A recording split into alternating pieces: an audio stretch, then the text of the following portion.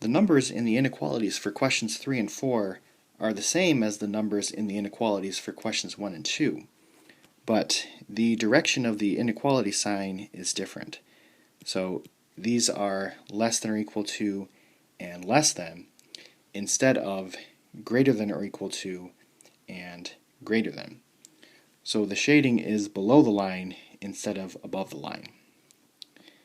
Okay, is -5, -3 a solution? Yes, because it's in the shaded region.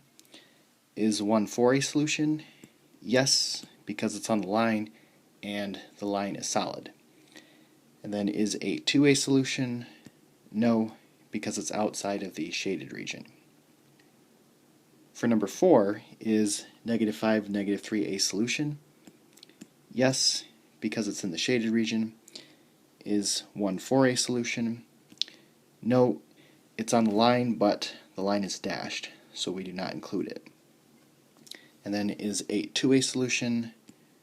No, because it's outside of the shaded region.